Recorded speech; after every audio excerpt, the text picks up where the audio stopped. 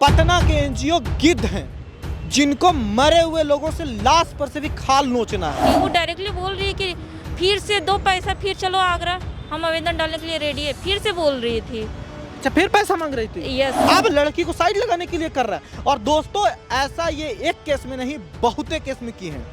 मैं इस specially lady की बात कर रहा हूँ, सरिता राज। सरिता राज एक समय बोलती थी कि हम तुम्हें न्याय दिलवाएंगे, तुम्हें हम सब कुछ करवाएंगे। आज वही बोलती है कि हम कुछ नहीं कर पाएंगे। पहले इसको बुलवाई कि पटना आओ, हमसे बात करो, फिर अब कहती है कि घर चले जाओ। हाँ। ज्यादातर एनजीओ में काम करने वाले महिलाएं, साथ में लोग पढ़े लिखे नहीं है, उनको ना कानून की जानकारी है ना कुछ नहीं है, उन्हें सिर्फ पैसा नोचना है।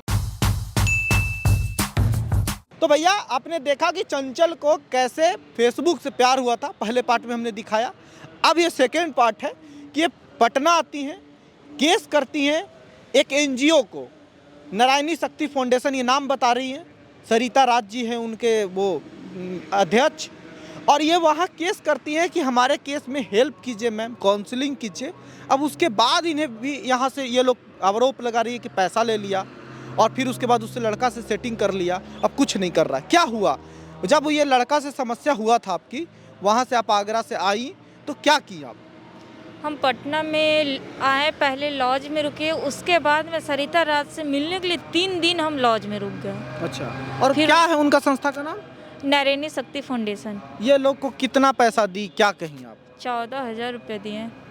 एक 1100 मतलब आवेदन डालने के लिए इस तरीके से पैसा देते थे। 1-2 हज़ार, 3-3 हज़ार, थाना तक ले आवेदन पहुंचाने के लिए 2,000, 3,000, इस तरीके से। मतलब थाना तक आवेदन पहुंचाने का भी 2,000 ले रही थी? 1,000 उसका लिए तो आप कि गाड़ी का तेल भी दे देना, उतना तुम हमको क्या दोगी, इस तरीके से बोलती थी। तो फिर ये आगरा आप क्यों लेके गई कि वो लड़का को समझाएं, मनाएं? हाँ, काउंसलिंग इसका एक ही मतलब उपाय है कि पहले हम आगरा जाएंगे, काउंसलिंग लड़के से बात करेंगे, अगर रख लेगा तो अच्छा है, नहीं है तो फिर थाना तक ले मामला जाएगा। तो लड़का वहाँ गई थी ये? हाँ। तो क्या बोली, लड़का के साथ क्या हुआ वहाँ पे? फिर लड़के के साथ में बात विचार अच्छे से किए। फिर उसके बाद में जूली मैडम है, सो लड़के से साइड से बात की कि हम मैनेज करवा देंगे, सो कुछ पैसा दे के। ये सब मतलब मेरे को बाद में पता चला, पहले नहीं पता था। अच्छा, पहले पता नहीं था? नहीं। देखिए, ये लोग का एक खेला है, जहाँ पे ये पीड़िता से पहले केस लेते हैं, उसके बाद ये लोग घर पे जाके तमाशा करता है, और जब वो तमाशा कर देता है, सामने वाला पक्ष डर जाता है, फिर वो लोग ये नंबर लेता है और पीछे में सेटिंग करता है कि लड़की को हम साइड लगा देंगे। और यही कुछ बहुत सारे केसेस में किया है, मेरे पास प्रूफ भी हैं। लेकिन कई बार आप चुप होते हैं कि सामने वाला नहीं बोलता है। अब इस लड़की के साथ ये हुआ कि ये आरोप लगा रही है कि उस लड़का से उस दिन बात हुआ, घर में आके वो लोग से बात किया, कह रहे तुमको रखवा देंगे, लड़का डर गया होगा, नंबर ले लिया। अब वो 3 लाख रुपया क्लेम कर रहा है कि हम दिए हैं तुमको मेंटेनेंस के लिए, कि अब चलो जो हुआ सो हुआ। हाँ। 3 लाख? 3 लाख। 3 लाख क्या मिला है सरिता मैडम को? मेरे को नहीं पता है। लड़का कह रहा है। लड़का तो कह रहा है, लड़का का दोस्त वगैरह सब मेरे पास में कॉल कर रहा है, सबका रिकॉर्डिंग है कि हम 3 क्या लाख। आपको लगता है कि ली होगी मैम? मेरे को तो लगता है कि ली है, बिना लिए हुए एक मतलब आवाज़ नहीं उठाती है। तो आज मतलब कि इतना फोर्स कर रही है कि घर चले जाओ। हर 2-2 दिन पर कॉल आता था सरिता राज का, क्यों आता था? अब अरे घर चले जाओ। हाँ। पहले इसको बुलवाई कि पटना आओ, हमसे बात करो, फिर अब कहती है कि घर चले जाओ। हाँ, पहले विश्वास दिलाई, उसके बाद में विश्वास तोड़ दी। फिर उसके बाद में बोलती माँ बाप मतलब एक तरह से उसके साथ मिलके साइड लगाना चाहती है आपको? हाँ। माँ बाप के भी आपको फोन की?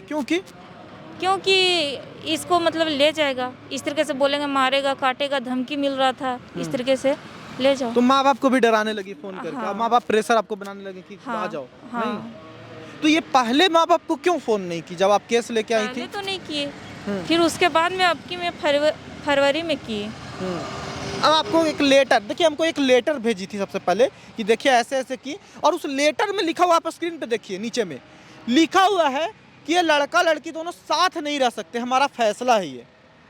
कौन है वो फैसला देने वाले कि साथ नहीं रह सकते या नहीं रखेंगे, अभी कभी एक दूसरे से मिलेंगे नहीं? आप सहमति दिखाएंगे राज क्या? से पूछना चाहते हैं कि ये ऐसा फैसला आप क्यों दिए, जो देना था वो क्यों नहीं करवाया है? आप सहमति दिखाई कि हम नहीं रहेंगे, हाँ नहीं मिलेंगे, ये सब नहीं। ये सब क्या लगता है आपको कि मिल के कर रहा है वो लोग? अपने में उन लोग मिला हुआ है। ये भी तो हो सकता है ना कि कल के आप फिर आपसे बात करे, फिर आपको कहे कि नहीं नहीं हम रखवा देंगे तुमको, टेंशन मत लो। अब तो तुम हम तो कहते हैं कि तुम अगर एनजीओ वगैरह चलाती हो तो मेरे को करवा दो, तो बहुत अच्छा नाम लेंगे। तो कल के तो ये वो लोग कह देंगे कि न्यूज़ वाला आपको समझा बुझा के ये बात निकलवा लिया, आरोप लगवा लिया। नहीं, आरोप कहाँ, जो मेरे साथ में हकीकत में तुम खुद भेजी हो, उसको इतना विश्वास हम मैम कह के, और अभी उसको आप बोलने में शर्म आता है, अभी तुम उसको बोल रहे हैं। तो ऐसा नहीं है ना कि कोई दबाव बनाया आपको ये नहीं। बातें बोलने के लिए? नहीं, कोई दबाव नहीं है। तो देखिए ये इस तरह के एनजीओ का हाल है। पटना के एनजीओ गिद्ध हैं जिनको मरे हुए लोगों से लाश पर से भी खाल नोचना है। समझिए कि ऐसे लड़के लड़कियां, किस हकीकत में 20 साल की ये लड़की है, ये जो गलती कर चुकी है इसके लिए बहुत पछतावा है इसे। लेकिन समझिए कि एनजीओ क्या कर रहा है, यहाँ इसकी जो जमा पूंजी जो कमाई थी, थोड़ा बहुत बचा था, वो भी उड़वा दिया ये लोग, और फिर मिल भी गया।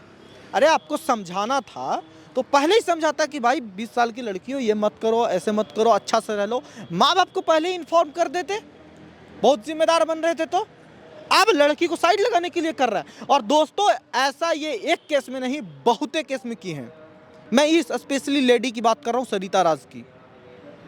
मैं बता सकता हूँ कि कौन कौन केस में ये लोग क्या कर रहे हैं जो, और मैक्सिमम पटना के एनजीओ का यही हाल है। मैं ये नहीं कह रहा कि सारे एनजीओ, ध्यान रखिएगा, कई लोग मदद भी कर रहे हैं, लेकिन मैक्सिमम का हाल यही है।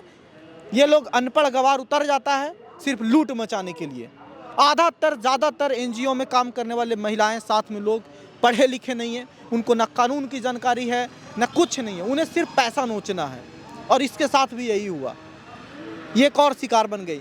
क्या लगता है आप लड़का को छोड़ेंगी, क्या करेंगी? लड़का पे केस करेंगे? केस तो करेंगे, केस तो करेंगे।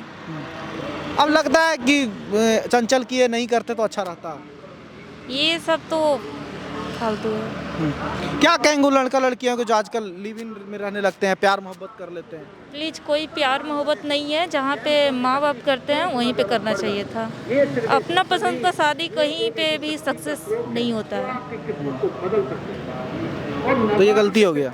हाँ, ये तो हमसे बहुत बड़ा गलती हुआ।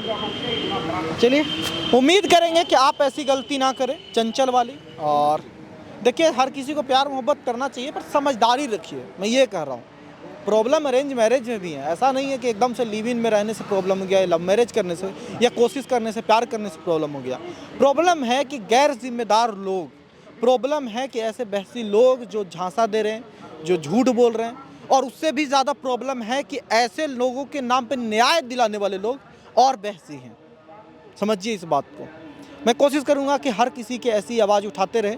मैं चंचल की भी कोशिश कर रहा हूँ कि जितनी ज़्यादा मदद हो सके हमारे द्वारा एज मीडिया में कर सकूं, एक जिम्मेदारी से, क्योंकि मैम के बारे में कुछ बोलना चाहते हैं कि अगर आज भी सरिता मैम अगर ये सब काम की है, वो जो आवेदन में लिखी है जो पेपर में, तो हम चाहते हैं अगर वो चीज़ हटा के ज़्यादातर मेरे को करवाया जाए तो वही अच्छा है। नहीं तो फिर हम केस मुकदमा तो करेंगे ही, तो करेंगे। सरिता मैम पे भी केस करोगे? Yes ma'am, yes.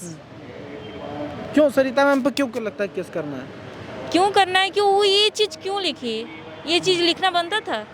अब धमकी भी दे रही है वो। धमकी क्या दे रही है? वो डायरेक्टली बोल रही है कि फिर से दो पैसा, फिर चलो आगरा, हम आवेदन डालने के लिए रेडी है, फिर से बोल रही थी। अच्छा, फिर पैसा मांग रही थी? यस। लुटवाई, किडनी विडनी, प्यार करो फिर तमाशा करो, फिर अपना लुटवा लो सब कुछ, फिर किडनी विडनी बेचो ऐसे एनजीओ को दो, और फिर जो करना है करो। यही हाल है। देखते रहिए सच बिहार। कमेंट करके ज़रूर बताइएगा कैसे लोगों को क्या किया जाए।